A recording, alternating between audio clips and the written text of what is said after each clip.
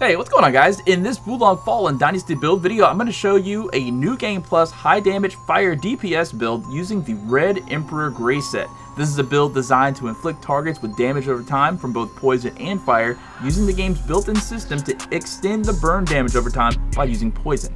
In this video, I'm going to go over my virtue stats, details for my weapons and armor, and wizardry spell sets for low and high morale. If you're new here, please subscribe to this channel with notifications on, and after this video is over, head on over to my channel and browse around for other great gaming content. Alright guys, so this is a level 150 build. Now in this portion of the video, I always like to preface it by saying I know all about the soft caps, and if you don't understand about virtue soft caps and you want to know more about virtue soft caps, please check out the video that I created going over each of the different virtues and what their soft caps are. I go into great detail about it, and by the end of the video, you'll know as much as I do about the soft caps. The link to that video will be in the description. Now with all that being said, I've got my wood virtue at 30. I think 30 is a nice safe number for my HP. My fire virtue is all the way up to 74. I think 74 is good. It's like the soft cap is like 70. I think the last soft cap is like maybe 80 or something like that. But 74 is a really good number for fire damage. I've got 10 in my earth virtue to handle any weight requirements that I have with my armor and weapons. I've got 30 in my metal virtue because this build is sort of a poison build. Not really. It doesn't focus too much on poison, but 30 is a great number for the metal virtue for affecting targets with poison and poison attack power. And then my water virtue is at 10 because I feel like 10 is a good number to have in there. There's no soft cap on water virtue. You can have as many or as little points as you have in it, but having something is better than nothing. Alright guys, so for this build I have two different wizardry spell sets, one for low and one for high morale. This is the one for low morale. The first spell I chose is Enhanced Defense. For a certain period of time, you receive less damage from enemies and will not flinch except from powerful attacks. This is an earth spell, and you need 3 morale to use this. Basically, I put this on there so when you're first starting in a zone, those little enemies can sometimes hurt if you miss your dodges or deflects, and this will protect you from losing morale. The second spell I chose is Poison Bubbles. Releases bubbles of poison that will burst and generate a poison bog when they hit enemies or terrain. The bog will cause damage over time to enemies touching it. Basically, I chose Poison Bubbles because this game's mechanic says that if you affect a target with poison, other negative effects will be extended. The third spell I chose, my favorite spell, Burning Flame Wave. You need 3 morale and 10 fire. Summons continuous eddies of flame in front of you. This deals damage over time to enemies that come in contact with it. You hit the Poison Bubbles, hit Burning Flame Wave, you have double damage over time. That's going to last for a while. And then finally, Firebolt. This is a low morale spell. You need 0 for that. 2 in fire, hurls a mote of fire in front of you. Basically, I like this because you can spam this over and over and over again. They don't kind of tell you that. You can just hit the button over and over as long as you have the spirit for it. And definitely targets will either die, lower level targets will die, or they will catch on fire for some of the bigger targets. Alright, and this is Wizardry Spell Set 2. The first spell I chose for this is going to be Overpowered Burst. You need 30 in fire for this, 0 morale. Greatly increased damage dealt by the wizardry spell or martial arts next used. Second spell is Toxin Bubbles. Releases bubbles of poison to the front. Bubbles will burst and create a poison bog when they hit enemies or terrain. The bog will cause continuous damage to enemies touching it. The fourth spell, Burning Flame Wave, that's returned because this is literally my favorite spell. And then finally, Scorch Stream emits a stream of fire to the front. Continue firing by holding down the input for wizardry spells. Alright, so when it comes to weapons and armor, now, the weapons I chose were the Polearm Pradao and the Gooting Blade. Now, I chose the Polearm Pradao because this goes along with the set for the Grace of the Qinglong, the Red Emperor, which is a set that is heavy on fire and heavily geared toward doing martial arts. The second weapon I chose was the Gooting Blade because this is, if you've been with this channel for a while, you know that I really like the martial art on this Gooting Blade, and this set specifically is designed to do martial arts and to do heavy damage to your target with martial arts. So I'll talk about the Gooting Blade first, and I'll talk about the Polearm Pradao and the set bonus Grace of the Qinglong, the Red Emperor. Alright, so I like the Gooting Blade, like I said, for the thunderous impact. You hit this martial art and you just rush forward and do damage to your target. It chases your target around, and a lot of times it saves me from taking damage if I happen to hit it while my target's about to do something else that I'm not aware of. I really don't care about Gouging Star, if I'm being honest.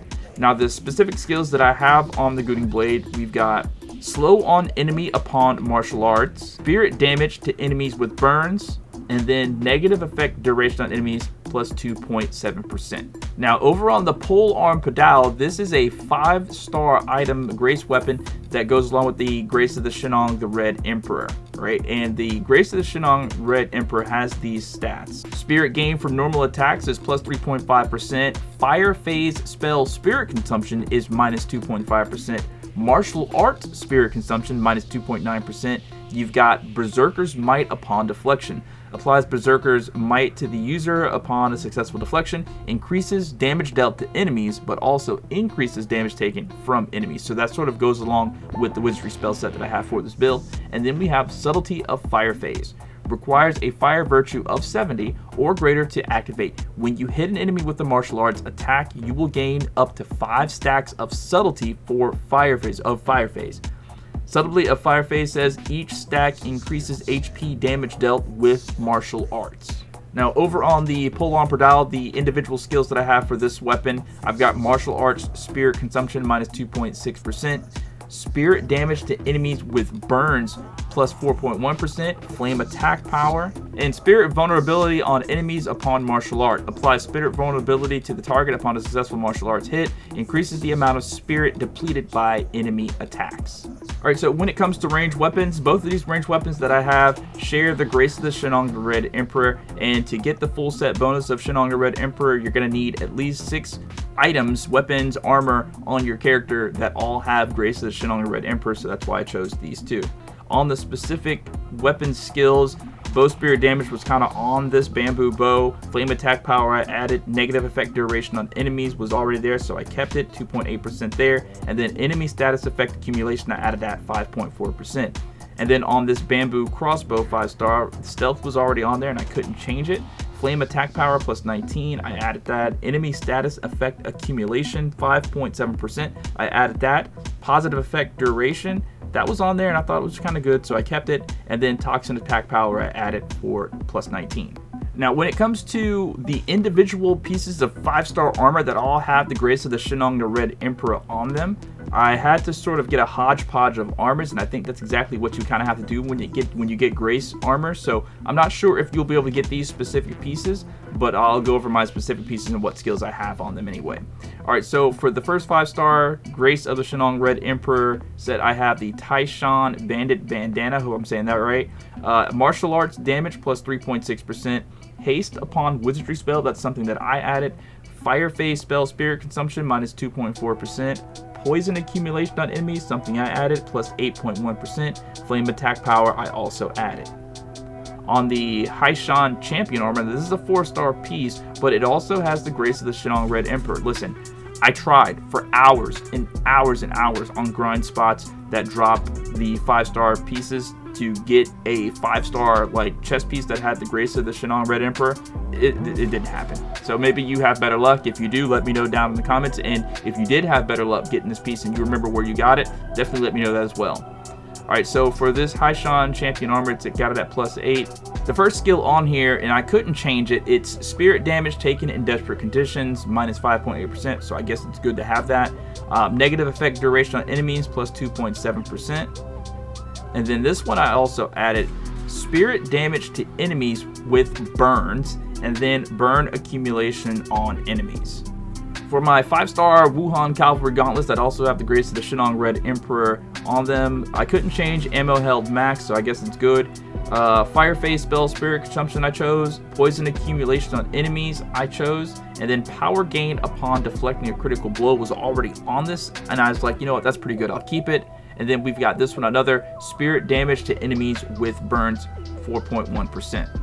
And then finally on this Wuhan Cavalry Greaves, again, I tried to find a 5-star piece and hours of farming just did not drop, so I had to use this 4-star. I apologize for that. But it does have the Grace of the Qinglong, the Red Emperor to complete the Grace set. The first skill on here is ranged attack damage, something that couldn't be changed. If I could, I would, but I can't. So the first skill that I could change was burns accumulation on enemies, fire phase spell spirit consumption, and then poison accumulation on enemies. Now, how I like to use this build is pretty simple and straightforward. Affect whatever target I'm facing with poison, then apply the burns. With Wizardry spell set 1, I make use of enhanced defenses to protect my life points and morale score when fighting low level enemies. Affecting them with poison bubbles first softens them up as they come into melee range, and on the first deflect or dodge, Burning Flame Wave will most certainly give them burn accumulation, so they take that burn damage over time, as well as poison damage over time. Fire bolts are a great way to start and finish a fight with lower leveled enemies by spamming it over and over, and on bigger enemies, using the poison bubble Burning Flame Wave combo on top of fire bolt spam after successful deflects gives damage over time as well as a good amount of instant fire damage due to my high fire virtue score. When my morale is high enough and I have full use of my second spell set, I begin any boss fight with Overpower Burst to greatly increase the damage over time that will be dealt by Toxin Bubbles whenever enemies come within melee range. Burning Flame Wave comes on the first deflect of their attack if it's safe to do so, followed by a few melee attacks, followed by a burst of Scorched Stream. I like to use Scorched Stream on enemies who are already occupied with my allies. The basic strategy is deflect and Toxin Bubbles, deflect and Burning Flame Wave, and whenever I have a free second to spare, renew Overpower Burst and continue the combo until the target is dead. Alright guys, so that's going to be it for this build guide. If you did like the build, please don't leave without leaving a like, and if you haven't already, sub to this channel with notifications on. It really helps the channel to grow. If you have any questions, comments, or suggestions, you can drop them down in the comments. In a recent video, a viewer asked me why I wasn't using Grace Armor for my build. It was because farming the different pieces is a long process. I hope to make a few updated builds using more Grace Armor in the near future, so don't miss out on those. So that's going to be it. Thank you so much for watching. If you have a Twitter and you want to show me more support, you can follow me at VSGNSocial. Link will be in the description. I post daily gaming and anime clips. My name is Ventus SGN, and thank you guys so much for watching. Have a great rest of your day. Peace out.